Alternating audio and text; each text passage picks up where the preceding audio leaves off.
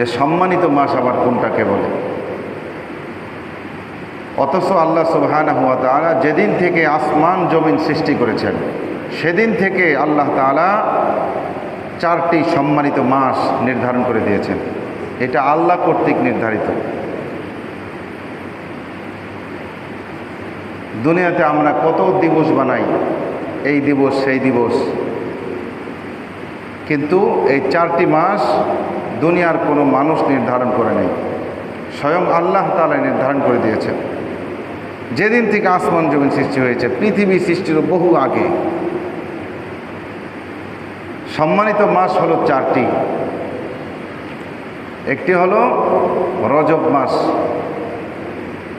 রমাদানের আগের মাস, শাবান মাসের আগের মাস রজব মাস।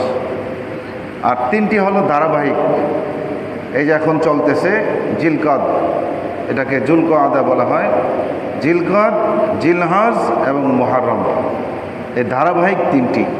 আর ভিন্ন হলো একটি রজব মাস। তাহলে আমরা এখন কোন মাসে আছি? কোন মাসে? জিলকদ মাস এবং সম্মানিত মাসে আছি এখন। তো সম্মানিত মাস আল্লাহ যে নির্ধারণ করে দিয়েছেন, এখানে আমাদের কিছু করণীয় বর্জনীয় আছে কি নাই? আল্লাহ যেহেতু এটাকে সম্মানিত করেছেন, সুতরাং এই মাসের মধ্যে আমাদের কিছু করণীয় কাজ রয়েছে, বর্জনীয় কাজ রয়েছে। এই সম্মানিত মাসগুলোর মধ্যে এই সম্মানিত মাসের সম্মান আরও বৃদ্ধি করেছে ইসলামের অন্যতম স্তম্ভ হজ। যেহেতু এই জিলকদ এবং জিলহজ মিলিয়ে হজের আমলগুলো হয়।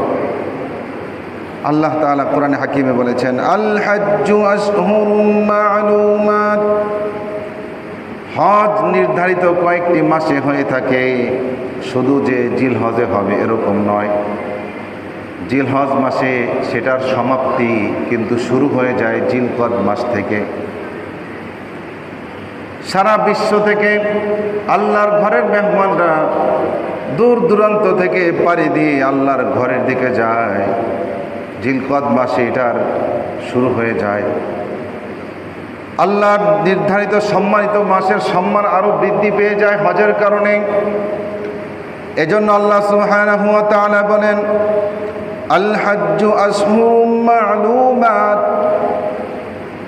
হজ নির্ধারিত কয়েকটি মাসের মধ্যে রয়েছে। ফামান ফারাদা ফীহিন্নাল হাজ্জা ফালা রাফাসা ওয়ালা ফুসুকা ওয়ালা জিদালা ফিল হজ্জ। সুতরাং যে ব্যক্তি এই মাসগুলোর মধ্যে হজের ইচ্ছা পোষণ করে, হজের জন্য নিয়ত করে, ফালা রফাসা ওয়ালা ফুসুকা, সে যেন কোনো অশ্লীল কথাবার্তা, অশ্লীল কর্মকাণ্ড, ওয়ালা জিদালা, এবং কোনো ঝগড়াঝাটি না করে।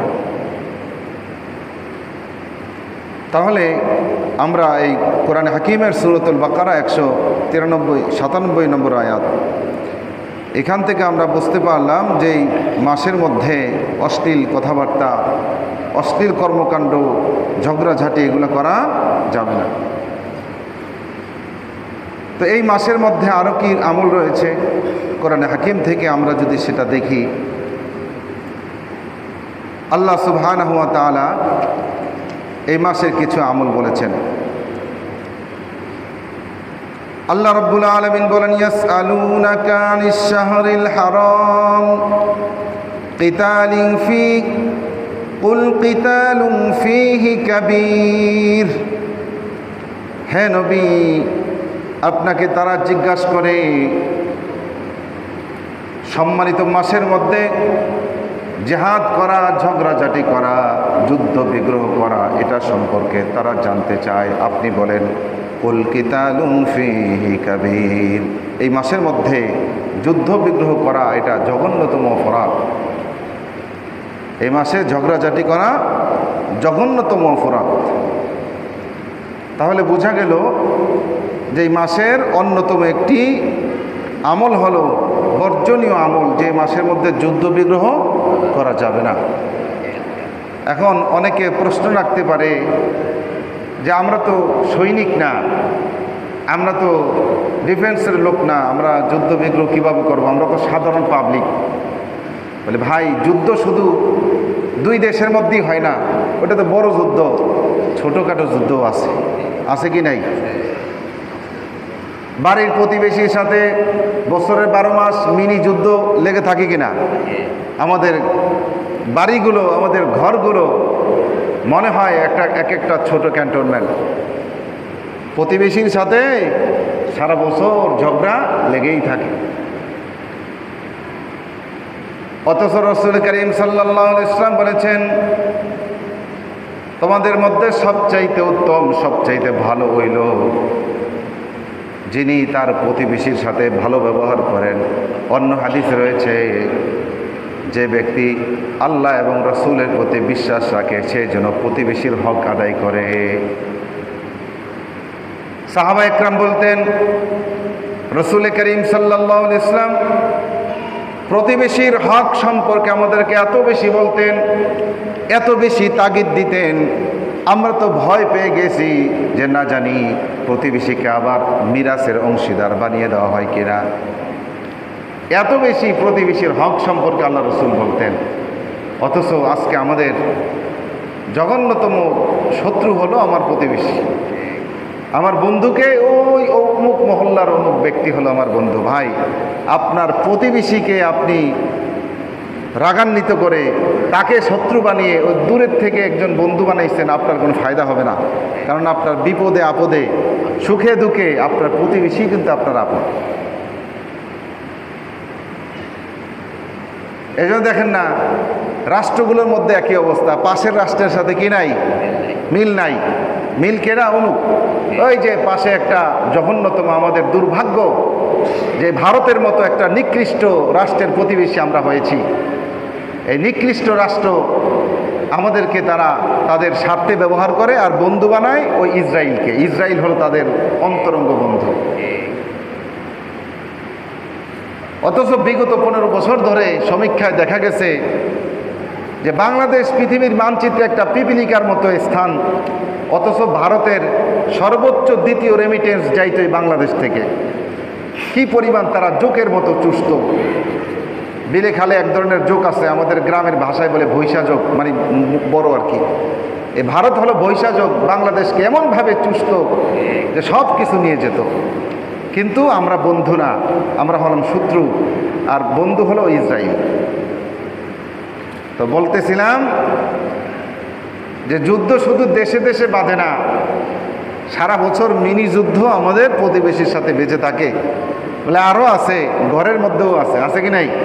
ভাইয়ে ভাইয়ে শত্রুতা, ভাইয়ে ভাইয়ে ঝগড়াঝাটি, এক ভাইয়ের বউ আরেক ভাইয়ের বউয়ের ছায়া পর্যন্ত দেখতে পারে না।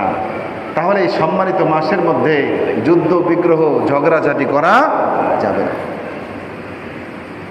বলে অন্য মাসে কি যাবে? বলে না, অন্য মাসেও যাবে না। বলে এই মাসে আল্লাহ বিশেষভাবে নিষেধ কেন করেছেন? কারণ এই মাস হলো সম্মানিত মাস। মনে করেন বিড়ি সিগারেট খাওয়া, এটা তো এমনিই অপরাধ, আবার যদি হয় শ্বশুরের সামনে, কি বলেন, অপরাধের মাত্রাটা একটু বেড়ে যায় না? তো ঝগড়াঝাটি করা এটা সবসময় নিষিদ্ধ, কিন্তু সম্মানিত মাসের মধ্যে আরও বেশি নিষিদ্ধ। তো কাফেররা করতো কি? তারা মুসলমানদেরকে উস্কানি দিত। এই বর্তমানে কাফেরদের একই অবস্থা। কাফেররা মুসলমানদের সাথে এই হারাম মাসে, সম্মানিত মাসে তারা এখন আক্রমণ করত। তো মুসলমানরা যখন পাল্টা আক্রমণ করত, তখন তারা বলতো, এই যে দেখো, এদের কোরআনে আছে হারাম মাসে যুদ্ধ বিগ্রহ নিষিদ্ধ, এখন এরা আমাদের সাথে কি করে? যুদ্ধ করে। কত বড় দুষ্ট! এই দেখেন, হারাম মাস শুরু হয়েছে আর মালাউন পাকিস্তানে আক্রমণ করেছে। হ্যাঁ, হারাম মাস শুরু হয়, রমজান মাস শুরু হয়, ইসরায়েল ফিলিস্তিনে আক্রমণ শুরু করে। আল্লাহ তাআলা তাদের এই মারপ্যাচ, তাদের এই কূটকৌশল খুব ভালো জানেন। এজন্য আল্লাহ তাআলা উত্তর দিচ্ছেন, ইয়াসআলুনাকা আনিশ শাহরিল হারামি কিতালিন ফিহি। হে রাসূল, তারা আপনার কাছে জানতে চায় হারাম মাসে, সম্মানিত মাসে যুদ্ধ বিগ্রহ করা এটা ঠিক কিনা। কুল কিতালুন ফিহি কাবীর, আপনি বলে দেন এই মাসের যুদ্ধ বিগ্রহ করা মহা অন্যায়। কুল কিতালুন ফিহি কাবীর ওয়াসাদ্দুন আন সাবিলিল্লাহ, কিন্তু যারা আল্লাহর পথে মানুষদেরকে বাধা দেয়, এবং মানুষদেরকে দেশ থেকে তাড়িয়ে দেয়, এটা আরও বেশি অন্যায়, এটা আরও বেশি অন্যায়। হারাম মাস হয়েছে। গতকালকে পত্রিকায় দেখেছি 166 জন মুসলমান ভারতের, তারা স্থানীয় বাসিন্দা, ওই দেশের বিএসএফ বাংলাদেশে এদেরকে পুশিং করছে। এরা বাংলাদেশের নাগরিক, মুসলমান হইলেই কি বাংলাদেশের নাগরিক মনে হয়। ভারতটা ওদের বাপ দাদার, অথচ এই ভারতের মধ্যে 700 বছর ধরে মুসলমানরা শাসন করেছে। আর এই মালাউন নিকৃষ্ট জাতিদেরকে মায়ের কোলে যেভাবে সন্তান লালন পালন করে, হিন্দুদেরকে এভাবে মুসলমান শাসকরা লালন পালন করেছে। আর তারা আজকে মনে হয় তাদের এই দেশটা তাদের বাপ দাদার। এই ব্রিটিশ বিরোধী আন্দোলনে যত সংখ্যক মুসলমান মারা গেছে তার 1% হিন্দু মারা যায় নাই। মুসলমানরা স্বাধীন করে দিয়েছে, আজকে মুসলমানদের স্থান ভারতে নাই। আর আমাদের দেশে এক শ্রেণীর লোক আছে, এরা ভারতের নাম শুনলে দিল ফিদা হয়ে যায়, ভারতের জন্য এদের মায়া কান্না দরদ উতলিয়ে পড়ে। এই জন্য ভাইরা আমার, হারাম মাস শুরু হয়েছে। এই মাসের মধ্যে বর্জনীয় আমল হলো ঝগড়াঝাটি, যুদ্ধ বিগ্রহ, মারামারি হানাহানি বন্ধ করে দেওয়া। কেউ যদি যুদ্ধ বিগ্রহ করতে চায়, মারামারি করতে চায়, ঝগড়াঝাটি করতে চায়, আর হারাম মাস চলে, সে যেন দ্বিতীয়বার ভাবে যে আমি কোন মাসে ঝগড়াঝাটি করতেছি। এখন আফসোসের বিষয় হলো, আপনি যখন জানবেন যে এটা সম্মানিত মাস, তখনই তো আপনি গুনাহ থেকে বিরত থাকবেন, কিন্তু আপনার তো জানাই নাই যে এটা কোন মাস। কি বলেন? একজন লোক আসছে, সে হলো মনে করেন এই জেলার ডিসি। এখন আমি যদি তাকে চিনি তাইলে না তার সম্মান করব, কি বলেন? যদি তারে নাই চিনি তাহলে সম্মান করব কিভাবে? এখন আমাদের অবস্থা হলো, কোনটা সম্মানিত মাস আর কোনটা নর্মাল মাস, এই পার্থক্যই তো আমাদের জানা নাই। আরবি 12 মাসের নাম তো জানি না। এজন্য আল্লাহ সুবহানাহু ওয়া তাআলা বলেন, এই মাসের মধ্যে ফালা তাযলিমু ফীহিন্না আনফুসাকুম, এই মাসের মধ্যে তোমরা জুলুম করে নিজেদের ক্ষতি নিজেরা ডেকে এনো না, এই মাসের মধ্যে গুনাহ করো না। তাহলে সম্মানিত মাস জিলকাদ, জিলহজ, মুহররম, ধারাবাহিক 3 মাস। আর আরেকটা হলো রজব মাস, শাবান মাসের আগের যে মাসটা রজব, এটা হলো সম্মানিত মাস। এই মাসের মধ্যে আমরা কি করব না? ঝগড়াঝাটি, যুদ্ধ বিগ্রহ, গুনাহ করব না। নিজেকে সর্বোচ্চ পর্যায়ে সতর্ক রাখবো, কারণ এই মাসে কেউ যদি গুনাহ করে, আল্লাহ বলেছেন তোমরা নিজেদের ক্ষতি নিজেরা করবা। এই মাসে গুনাহ করলে তোমাদের উপর বিপদ ডেকে আনবা। তোমরা এই মাসে গুনাহ করো না, অন্যায় করো না, অপরাধ করো না। এই মাস হলো হজের মাস। ইসলামের 5টি স্তম্ভের অন্যতম স্তম্ভ হলো হজ। আল্লাহ সুবহানাহু ওয়া তাআলা বান্দার উপর কিছু অধিকার, কিছু হক রয়েছে। তার মধ্যে অন্যতম হক হলো আল্লাহর সাথে কাউকে শিরিক না করা, আল্লাহর সাথে কাউকে শিরিক সাব্যস্ত না করা। এটা হলো সবচাইতে বড় হক। তার মধ্যে আরও একটি অন্যতম হক হলো, কারো যদি নির্দিষ্ট পরিমাণ অর্থ হয়ে যায়, সামর্থ্য হয়, সে যেন আল্লাহর ঘর হজ করার জন্য যায়। এটা হলো আল্লাহর পক্ষ থেকে বান্দার একটা হক, আল্লাহর অধিকার, এটা বান্দার কাছে। আল্লাহ সুবহানাহু ওয়া তাআলা সূরাত আলী ইমরান আয়াত নাম্বার 75 আল্লাহ তাআলা বলেন, ইন্না আউওয়ালা বাইতিন উযিআ লিন-নাস লাল্লাযী বিবাক্কাতা মুবারাকান ওয়া হুদান লিল-আলামিন। নিশ্চয় সর্বপ্রথম ঘর যা মানুষের জন্য নির্মিত হয়েছে, যেটি মক্কার মধ্যে অবস্থিত, মুবারাকান ওয়া হুদাল লিল আলামিন, যেটি মুবারকময়, বরকতময় এবং সারা বিশ্বের জন্য হেদায়েতের আলোক পত্রিকা, সারা বিশ্বের জন্য হেদায়েতের স্তম্ভ। আল্লাহ বলেন, ফিহি আয়াতুম বাইয়িনাত, তার মধ্যে অনেক নিদর্শন আমি রেখে দিয়েছি। মাকাম ইব্রাহিম, একটি হলো মাকাম ইব্রাহিম। জান্নাত থেকে যতগুলা পাথর এসেছে, আদম আলাইহিস সালাম নিয়ে এসেছে, তার মধ্যে অন্যতম একটি পাথরের নাম হলো মাকামে ইব্রাহিম। কাবা ঘরের দরজার কাছেই কাচের কাচ দিয়ে ঘেরা দেওয়া যে পাথরটি রয়েছে, এই পাথরের মধ্যে হযরত ইব্রাহিম আলাইহিস সালাম, সাইয়েদনা ইব্রাহিম আলাইহিস সালামের দুটি পা সেখানে অঙ্কিত রয়েছে। ইব্রাহিম ইসলাম এটার উপর দাঁড়িয়েছেন, পাথর নরম হয়ে গিয়েছে, ইব্রাহিম ইসলামের পা দেবে গিয়েছে যাতে পড়ে না যায়। কাবাঘর নির্মাণ করতেছে, যখন উপরে উঠা লাগে অটোমেটিক পাথরটা উপরে উঠে যায়, যখন নিচে নামার প্রয়োজন হয় পাথর অটোমেটিক নিচে নেমে যায়। আল্লাহু আকবার। এই মাকাম ইব্রাহিম, এটা আল্লাহ তাআলা বলেছেন আয়াতুম বাইয়িনাত, এটা হলো তোমাদের জন্য নিদর্শন। তোমাদের জন্য কি নিদর্শন? এটা আল্লাহর নিদর্শন। আল্লাহু আকবার। ওমান দাখালাহু কানা আমিনা, যে ব্যক্তি মক্কা নগরীতে প্রবেশ করলো আল্লাহ সুবহানাহু ওয়া তাআলা বলেন সে নিরাপদ হয়ে গেল। যে মক্কা নগরীতে প্রবেশ করলো সে নিরাপদ হয়ে গেল। ওয়ালিল্লাহি আলান নাসি হিজ্জুল বাইতি মান ইসতাতা ইলাইহি সাবিলা। আল্লাহ বলেন ওয়ালিল্লাহি আলান নাস, মানুষের উপর আল্লাহর অধিকার, আল্লাহর হক, হিজ্জুল বাইত, আল্লাহর ঘরকে হজ করা, মান ইসতাতা ইলাইহি সাবিলা, যে ব্যক্তি আল্লাহর ঘর পর্যন্ত পৌঁছতে সক্ষম, তার উপর আল্লাহর দাবি সে যেন হজ করে। আল্লাহু আকবার। যে আল্লাহ আমাকে সৃষ্টি করলেন, যে আল্লাহ আমার অস্তিত্বহীন থেকে অস্তিত্ব নিয়ে আসলেন, যে আল্লাহ আমাকে অর্থ করে দিলেন, সম্বল দিলেন, যে আল্লাহ আমাকে বিত্তশালী বানালেন, ওই আল্লাহ এত কিছু করার পরে আল্লাহ বলতেছে বান্দারে তোমার উপর আমার কিন্তু একটা দাবি আছে, আমি তোমাকে যে সম্পদ দিয়েছি এগুলার মাধ্যমে আমার ঘরটা একটু হজ করে আসো। আমরা কেমন জালেম! সম্পদ আল্লাহ দিয়েছেন, কিছুই ছিল না আমার, কিন্তু আমার এখন টাকা পয়সা হয়েছে, আমি মনে করতেছি যে এটা তো আমি কষ্ট করে উপার্জন করেছি, হজ করতে গেলে অনেকগুলো টাকা চলে যাবে, আমি হজ করতেছি না। কত বড় জালেম আমরা!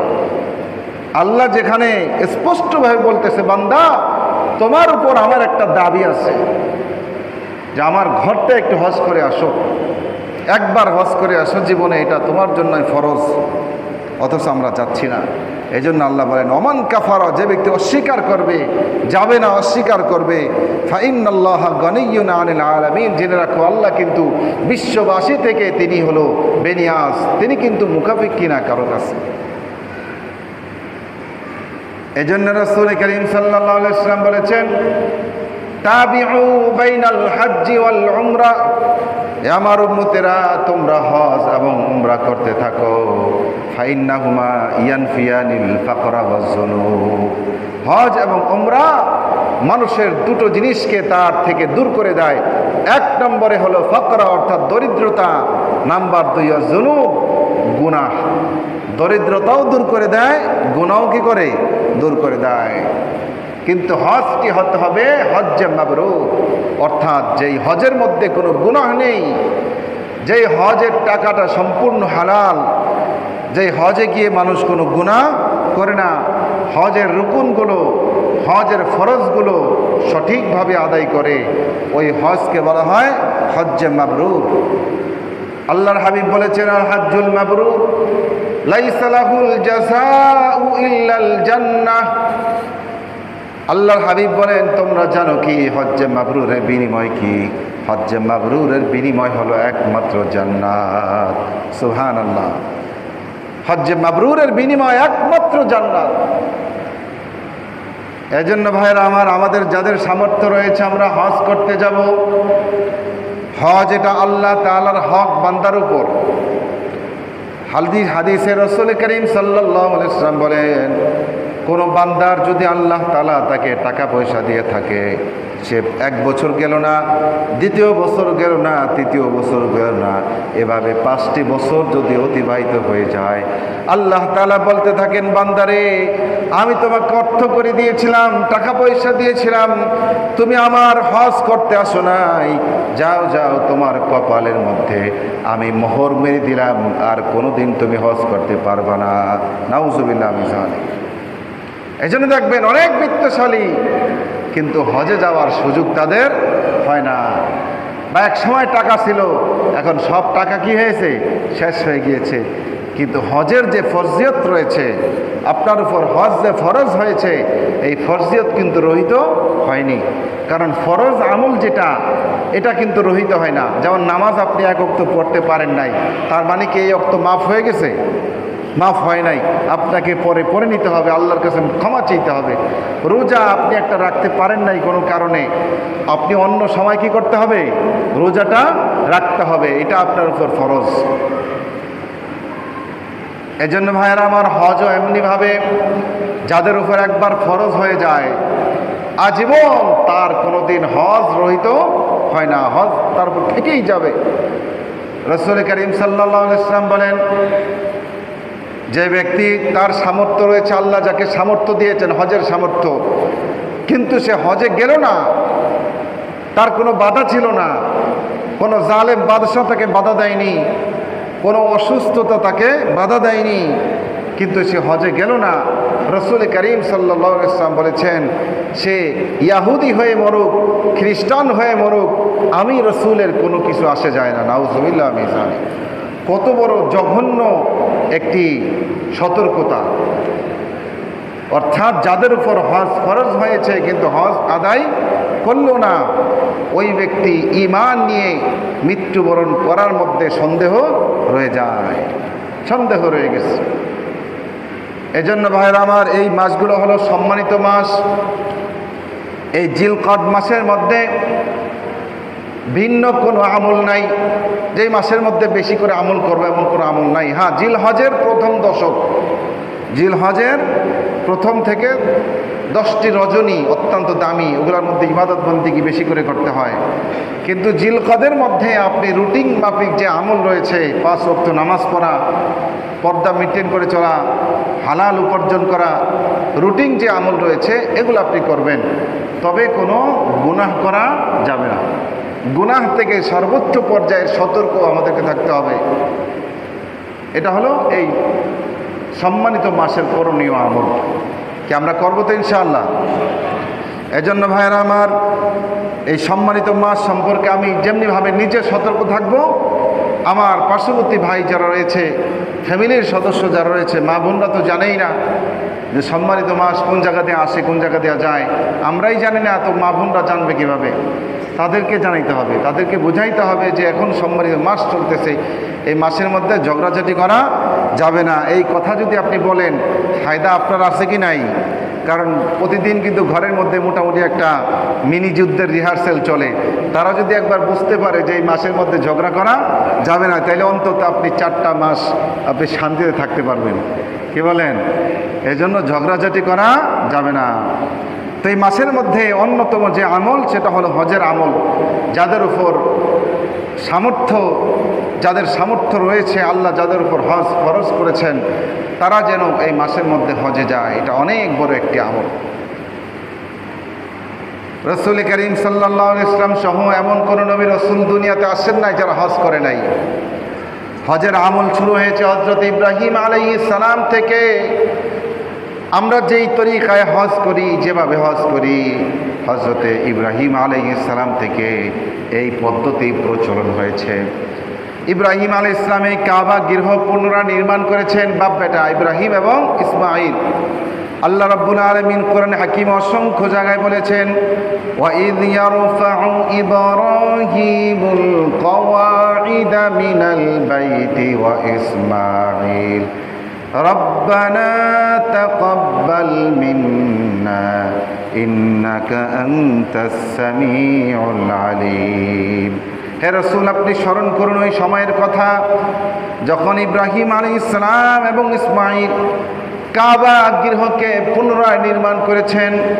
নির্মাণের পর তারা কাবা গৃহের পাশে বসে সেলিব্রিটি করে নাই, উদযাপন করে নাই। তারা আল্লাহর কাছে দুহাত তুলে দোয়া করেছিলেন, রব্বানা, হে আমাদের পরওয়ারদিগার, তাকাব্বাল মিন্না, আমরা যেই আপনার তৌফিকে কাজটি করেছি, এই কাজটিকে আপনি কবুল করেন। আমরা যে আপনার দেওয়া তৌফিকে এই কাবা গৃহকে পুনরায় নির্মাণ করলাম, এই কাজটাকে আপনি কবুল করে নেন, আমাদের ভুল ত্রুটি ক্ষমা করেন। এজন্য এখান থেকে শিক্ষা হলো যে কোনো নেক আমল করার পরে আল্লাহ তাআলার কাছে আরও বেশি এরকম নত হয়ে আল্লাহর কাছে দোয়া করতে থাকা যে আল্লাহ আমার গুনাহের কারণে আপনি আমার এই নেক আমলকে বরবাদ করে দিবেন না, এটাকে কবুল করেন। এটা অহংকারের কোনো বিষয় নয় যে আমি কি করেছি, মসজিদ করেছি, মাদ্রাসা করেছি, বা দিনী কোনো কাজ করেছি, সামাজিক কোনো কাজ করেছি, এটা বলে বেড়ানোর জিনিস নয়। আল্লাহ তাআলার কাছে আরও বেশি নিজেকে ছোট করা এবং এটা কবুলিয়তের জন্য দোয়া করা। কারণ আপনি যাই করেন, অনেক কিছু করেছেন, আপনার টাকা আছে, সামর্থ্য আছে, আপনি একটা স্ট্রাকচার তৈরি করেছেন, কিন্তু এটার কবুলিয়ত কিন্তু আপনি টাকা দিয়ে কিনতে পারবেন না। এই কবুলিয়ত আল্লাহর কাছ থেকে আপনাকে চেয়ে নিতে হবে, আল্লাহর কাছ থেকে আপনাকে চেয়ে নিতে হবে। অন্যথায় 2 বছর, 4 বছর, 5 বছর এরপর এটা শেষ হয়ে যাবে, এটার বরকত থাকবে না, এটা বহমান থাকবে না, চলমান থাকবে না। এজন্য হযরত ইব্রাহিম এবং ইসমাঈল কত চমৎকারভাবে আমাদেরকে শিক্ষা দিয়ে গিয়েছেন যে কাবা গৃহের মতো এত দামি ঘর, আল্লাহর ঘর নির্মাণ করার পরে তারা কোনো রকম কি করে নাই, উদযাপন করে নাই, বরঞ্চ আল্লাহ তাআলার কাছে দোয়া করেছেন যে আল্লাহ আপনি কবুল করেন, আপনি কবুলের মালিক, আপনি কবুল না করলে এটা কিছু হবে না। তারা দোয়া করেছিল রব্বানা ওয়াজআলনা মুসলিমাইনি লাকা, ওগো আল্লাহ আপনি আমাদেরকে আপনার প্রতি আত্মসমর্পণকারী বানান, আপনি আমাদেরকে আপনার প্রতি আত্মসমর্পণকারী বানান, আমরা যেন আপনার সামনে আত্মসমর্পণকারী হই। মুসলিমাইন, মুসলিম অর্থ হলো আত্মসমর্পণকারী, মুসলিমাইন এটা দ্বিবচন। ওয়ামিন যুররিয়াতিনা উম্মাতাম মুসলিমাতাল লাক, আয় আল্লাহ আপনি আমার বংশধরদের মধ্য থেকে আমার যারা উত্তরাধিকার হবে, বংশধর হবে, আপনি তাদের মধ্য থেকেও আপনার প্রতি আত্মসমর্পণকারী বানান। কারণ আমি কি করলাম, একটা মসজিদ নির্মাণ করলাম, এখন যদি আমি নিজেই নামাজি না হই বা আমার বংশধর যদি নামাজি না হয়, তাহলে এই মসজিদের সার্থকতা, এই মসজিদের আবেদন তো থাকবে না, হারিয়ে যাবে। একটা মসজিদ বানালাম, একটা ভালো কাজ করলাম, আমাকে সর্বপ্রথম নিজেদেরকে আল্লাহর প্রতি আনুগত্যশীল বানাতে হবে, আমার ফ্যামিলির জন্য দোয়া করতে হবে, মহল্লাবাসীর জন্য দোয়া করতে হবে, তারা যেন এখানে আসে, তারা যেন নামাজি হয়। এখন দেখেন না কত মসজিদ, অথচ মুসল্লির কি নাই, দেখা নাই, ঘরে ঘরে মসজিদ। হ্যাঁ, এরকম দুই পক্ষে ঝগড়া লাগছে, আমার কি টাকা কম আছে নাকি, আমার জায়গাও আছে, টাকাও আছে, বানা একটা মসজিদ, দেখ একটা মসজিদ বানায় ফেলায়। আমি কিছুদিন আগে এক জায়গায় গিয়েছিলাম, এশারের আজান হয়েছে, তো গেলাম এক মসজিদে যে নামাজ পড়বো, গিয়ে দেখি মসজিদ তালা দেওয়া, মসজিদ তালা দেওয়া, ভিতরে কোনো লোকজন নাই। পরে দূরে আরেকটা মসজিদ, সেখানে গেলাম যে কি ভাই আপনাদের এই মসজিদ এটা এই অবস্থা কেন? হুজুর এটা তো এক ব্যক্তি বানিয়েছিল, কিন্তু কোনো মুসল্লি নাই, দিনের বেলা মাঝে মাঝে নামাজ হয়, রাত্রে বন্ধ থাকে। তাহলে আমি ভালো কাজ করেছি, কিন্তু আমার কি নাই, এলাকার মানুষ আসে না, আমার বংশধররা আসে না, তাহলে তো এই মসজিদের কোনো সার্থকতা থাকবে না। এই জন্য ইখলাস সর্বপ্রথম জরুরি, যে আমি কেন এটা তৈরি করলাম, এটা কেন তৈরি করলাম, এটা কি নাম ফুটানোর জন্য নাকি আল্লাহর জন্য? এমনিভাবে দ্বিতীয়ত নিজেকে আল্লাহর প্রতি আনুগত্যশীল বানাতে হবে, এবং আমার বংশধর যারা, এরা হলো আগে, যেহেতু এদের দায়িত্ব আমার কাছে, এরা যাতে আনুগত্যশীল হয়, নামাজি হয়, এমনিভাবে আমার মহল্লার যারা, এদের উপর আমার হক রয়েছে, এরাও যাতে নামাজি হয়, সেই ফিকির তৈরি করা, সেই ফিকির নিজে করা, এটা হলো আমাদের জন্য করণীয়। ইব্রাহিম আলাইহিস সালাম এবং ইসমাঈল আলাইহিস সালাম এই শিক্ষা কিন্তু আমাদেরকে এখানে দিয়েছেন। চমৎকার কি দোয়া করেছেন দেখেন, রব্বানা ওয়াজআলনা মুসলিমাইনি লাকা ওয়া মিন যুররিয়াতিনা উম্মাতাম মুসলিমাতাল লাক, আল্লাহ আপনি আমাদেরকে মুসলমান বানান, খাঁটি মুসলমান, আত্মসমর্পণকারী বানান, এবং আমার বংশধর যারা আসবে এদেরকেও বানান। ওয়া আরিনা মানাসিকানা, ওগো আল্লাহ আমাদেরকে হজের নিয়মাবলী শিখিয়ে দেন, হজের নিয়ম আল্লাহ আপনি আমাদেরকে শিখিয়ে দেন। ওয়াতুব আলাইনা, আমাদের তওবা কবুল করেন, ইন্নাকা আনতাত তাওয়াবুর রহিম, নিশ্চয়ই আপনি হলেন তওবা কবুলকারী এবং ক্ষমাশীল। সুবহানাল্লাহ, চমৎকার, কত সুন্দর দোয়া করেছেন।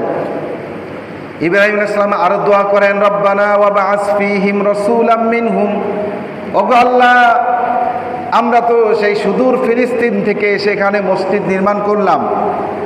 সুতরাং এই মহল্লাবাসীর মধ্যে, এই এলাকার মধ্যে, এই জনপদের মধ্যে আপনি এমন একজন রসুল প্রেরণ করুন, এমন একজন আপনার মহাপুরুষ আপনি পাঠান, ইয়াতলু আলাইহিম আয়াতিক, যিনি এই অঞ্চলে আপনার আয়াত, আপনার কোরআনের আয়াত এই অঞ্চলের মানুষদেরকে তিলাওয়াত করে শোনাবে।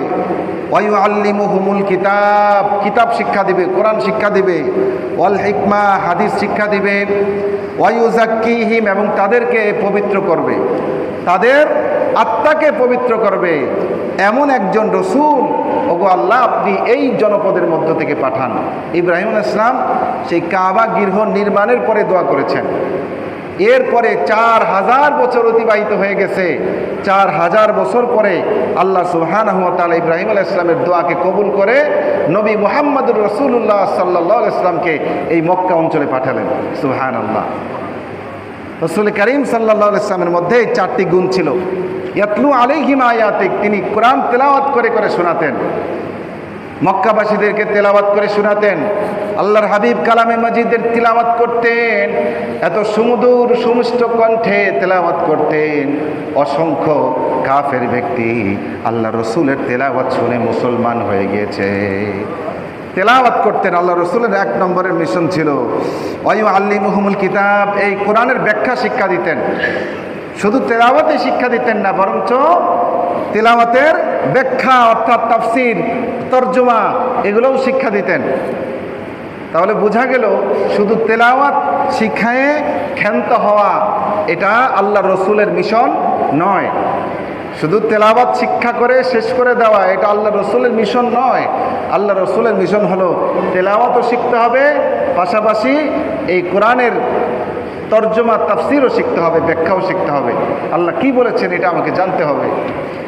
নাম্বার 3 আল হিকমা, আল্লাহ রসুল প্রজ্ঞা শিক্ষা দিতেন, এটাকে হাদিস বলা হয়। আল্লাহ রসুল হাদিস শিক্ষা দিতেন। তিনি এরকম আমরা কিভাবে ইবাদত বন্দেগী করব এই পদ্ধতি শিক্ষা দিতেন, কিভাবে জীবনযাপন করব, কিভাবে সামাজিক জীবনযাপন করব এগুলোও শিক্ষা দিতেন আল্লাহ রসুল। ওয়ায়ুযাক্কিহিম, এবং সর্বোপরি আল্লাহ রসুল কি করতেন? মানুষের অন্তরকে পবিত্র করতেন। তাজকিয়া যেটাকে বলা হয়, যেটা খানকায় যারা হক্কানি পীর মুর্শিদ রয়েছে, যারা এরকম তাদের মুরিদদেরকে যে সবক দিয়ে থাকে তাজকিয়ার সবক, এই সবক রাসূল করিম সাল্লাল্লাহু আলাইহি ওয়াসাল্লাম দিতেন। মানুষের আত্মাকে পবিত্র করতেন। আত্মার মধ্যে কুলুষিত ভাব রেখে আপনি উপর দিয়া যতই ইসলামিক লেবাস দেন, যতই কিছু করেন, আপনার ভিতরটা অপবিত্র, আপনি কোনোদিন সাকসেস হতে পারবেন না, আপনি কোনোদিন সফলতার মুখ দেখবেন না, কারণ আপনার ভিতরের মধ্যে রয়েছে অপবিত্র। এজন্য আগে আত্মা পবিত্র করতে হবে আপনাকে। আত্মার মধ্যে কুলুষিত ভাব, উপর দিয়ে অনেক সুন্দর লেবাস কোনো কাজে আসবে না। আল্লাহ রসুলের মিশন এগুলা। আল্লাহ সুবহানাহু ওয়া তাআলা আমাদের সবাইকে আমল করার তৌফিক দান করেন, সম্মানিত মাসের সম্মান বজায় রাখার তৌফিক দান করেন। যারা